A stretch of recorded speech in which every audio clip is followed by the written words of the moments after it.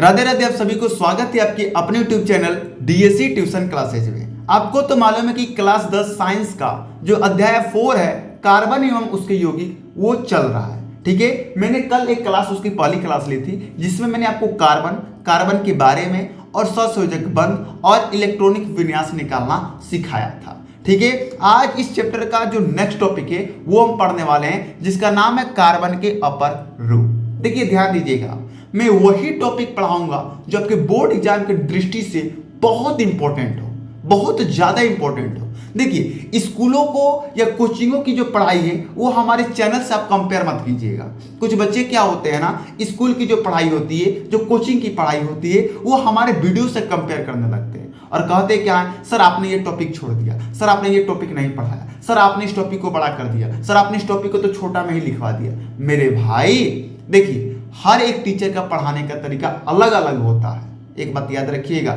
और स्कूल और कोचिंगों में जानते हैं क्यों बड़ा बड़ा लिखवाया जाता है और सब कुछ पढ़ाया जाता है? क्यों जानते हैं? क्योंकि उनको साल भर सिलेबस को लेकर चलना है, क्योंकि साल भर नोट छापना है। लेकिन हम लोग का ऐसा नहीं है। हम लोग सोचते हैं कि जितनी जल्दी सिलेबस खत्म होगी उतनी जल्दी हम आपकी तैयारी कराएंगे, और जितनी जल्दी आपकी हम तैयारी कराएंगे उतनी जल्दी आप रिवीजन कर पाएंगे, और जितनी जल्दी आप रिवीजन कर पाएंगे उतना ही बढ़िया नंबर आपका उठेगा, और जितना बढ़िया आपका नंबर उठेगा उतना ही चैनल हमारा ग्रो होगा, और जितना हमारा चैनल ग्रो होगा आपका नाम और मेरा नाम होगा। समझ में आया मेरे भाई मैं क्या बोल रहा हूँ? देखो मेरे भाई, बार बार मैं बोलता हूँ, बार बार हर एक वीडियो में मैंने बोला है कि पढ़ना है तो ऐसे पढ़िए कि सामने वाले के पसीने छूट जाए।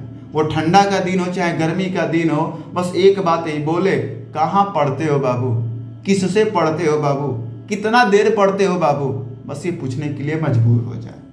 समझ में आ रही है मेरी बात? ज्वालामुखी लिखा पढ़ो भाई, लुतिया लेखा तो आजकल अनपढ़ भी पढ़ देते हैं, याद रखना ये मेरी बात। आगे आइए, कार्बन के अपर रूप। जब एक तत्व दो या दो से अधिक, ध्यान दीजिएगा, मैं जो बोलूंगा उसको ध्यान से सुनना है और ध्यान से देखना है। अगर बीच में कोई 10 बच्चों के बीच में या अपने परिवार के बीच में बैठे हो तो वहां से उठकर थोड़ा सा पढ़ने के लिए एकांत स्थान अपना चयन कर लीजिए और वहां पर जाके पढ़िए, या हेडफोन है तो हेडफोन जरूर यूज कीजिएगा। ठीक है, चलिए ध्यान दीजिए। जब एक तत्व समझ रहे हो ना, कोई भी तत्व हो सकता है, कार्बन ही मानो, एक तत्व दो या दो से अधिक रूपों में पाया जाता है तो उसे कार्बन के अपर रूप कहते हैं।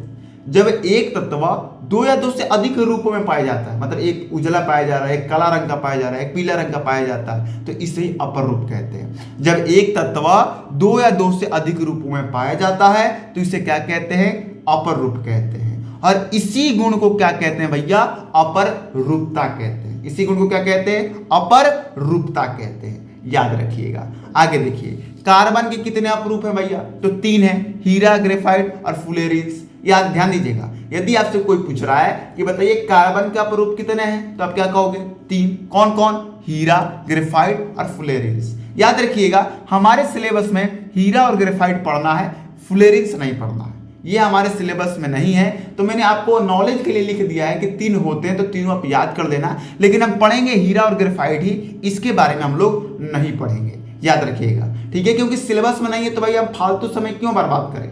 अगर ये पढ़ भी लें, हमारे पेपर में ना आए तो हमें क्या फायदा है पढ़ने का? तो जो पेपर में आना है, जिससे आपका करियर बनना है, बस उस पर ध्यान दीजिए आप। ठीक है, चलिए तो हम हीरा किससे शुरू करते हैं? कार्बन का अपर रूप हीरा के बारे में ध्यान दीजिएगा। पहला, यह रंगीन पारदर्शी पदार्थ होता है। रंगहीन, जिसमें कोई रंग नहीं होता उसे रंगहीन बोलते हैं। पारदर्शी मतलब जिसके आर पार हम क्या कर सकते हैं? देख सकते हैं, जिसके आर पार प्रकाश की किरण जा सकती है, उसे पारदर्शी बोलते हैं। तो यह रंगीन पारदर्शी पदार्थ होता है, याद रखिएगा। इसका अपर्तनांक उच्च होता है। इसका अपर्तनांक कैसा होता है भैया? उच्च होता है। अपर्तनांक आप क्लास 10 में ही फिजिक्स का पहला चैप्टर में पढ़ेंगे कि अपर्तनांक होता क्या है। अपर्तनांक एक गुण होता है। अपर्तनांक क्या होता है? एक गुण होता है जो किसी माध्यम में प्रकाश की चाल बताता है। जैसे कांच में प्रकाश की चाल कितनी होगी, वायु में प्रकाश की चाल कितनी होगी, जल में प्रकाश की चाल कितनी होगी, ये सब बताता है कौन? अपर्तनांक, याद रखिएगा। तो जो कार्बन का और जो हीरा का अपर्तनांक होता है ना, वो क्या होता है? उच्च होता है, ज्यादा होता है। और जब अपर्तनांक ज्यादा होता है ना, तो प्रकाश की गति क्या होती है? कम होती है, याद रखिएगा। जिस पदार्थ में अपर्तनांक ज्यादा होगा या जिस माध्यम में अपर्तनांक ज्यादा होगा उसमें प्रकाश की जो गति होगी वो कम होगी। अपर्तनांक अधिक होने पर प्रकाश की गति कम और अपर्तनांक कम होने पर प्रकाश की गति ज्यादा। याद रखिएगा बात। चलिए आगे देखिए, यह विद्युत का कुचालक होता है। कुचालक मतलब इसमें करंट फॉलो नहीं हो सकता, इसमें करंट जा नहीं सकता, इसलिए इसको कुचालक बोलते हैं। आगे ध्यान दीजिए, यह कठोर प्रकृति का होता है, यह बहुत कठोर प्रकृति का होता है। याद रखिएगा। पांचवा है, यह कार्बन के परमाणु से मिलकर बना होता है। ठीक है। अब भैया हीरा कार्बन का ही अपर रूप है तो किससे बनेगा? कार्बन के ही परमाणु से बनेगा। सिंपल सी बात है। अब आगे देखिए, हीरा की संरचना। हीरा की संरचना पेपर में काफी बार बनाने के लिए आया है। देखिए मुझे तो बनाने तो नहीं आया, लेकिन जैसे बनाना है वैसे मैंने बना दिया है। मेरे यहाँ जैसे ठीक ठाक लग रहा होगा, अब बता नहीं सकता मैं। चलिए अब ध्यान दीजिए, अगर आपसे कोई पूछ रहा है कि बताइए हीरा इतना कठोर क्यों होता है, तो देखिए जो ये बंध बने हैं ना, ये सब परमाणु है, लेकिन ये जो बंध बना है ना, ये प्रबल सहसंयोजक बंध होता है। सहसंयोजक बंध हमने पढ़ा दिया है। जब परमाणु एक दूसरे के इलेक्ट्रॉन आदान प्रदान करते हैं तो सहसंयोजक बंध बनता है। तो जब हीरा में जब ये बंध बनता है ना, तो बहुत ज्यादा मजबूत बनता है, बहुत ज्यादा मजबूत। इसी के कारण हीरा कठोर होता है। याद रखिएगा। और आपसे एक रिक्वेस्ट रहेगा कि संरचना बना के देखिएगा, बहुत सिंपल है। और हमें डिस्प्ले पर भी एक और संरचना आपको दिख रही होगी हीरा का, तो यही संरचना है, लेकिन जब आप बनाएंगे तो सिंपल सा ऐसे भी आप बना सकते हैं। ठीक है। चलिए, तो हमने हीरा के बारे में पढ़ा कि हीरा क्या है, फिर हीरा के संरचना के बारे में पढ़ा। अब हीरा का उपयोग के बारे में पढ़ लें कि हम हीरा का उपयोग क्या चीज में करते हैं। तो हीरा बहुत कठोर होता है, इसलिए इसका उपयोग दूसरे पदार्थ को कठोर बनाने के लिए किया जाता है। आपको तो मालूम है कि हीरा कठोर होता है, इसलिए इसका उपयोग कहां किया जाता है? दूसरे पदार्थ को कठोर बनाने के लिए किया जाता है। आगे ध्यान दीजिए, हीरा का उपयोग आभूषण बनाने के लिए किया जाता है। ये तो आपको भली बात ही मालूम है कि हीरा, सोना, चांदी को आभूषण बनाने के लिए प्रयोग किया जाता है। ठीक है। आगे ध्यान दीजिए, हीरा का उपयोग चट्टान खोदने वाले उपकरणों में किया जाता है। उपकरणों मतलब मशीनों में।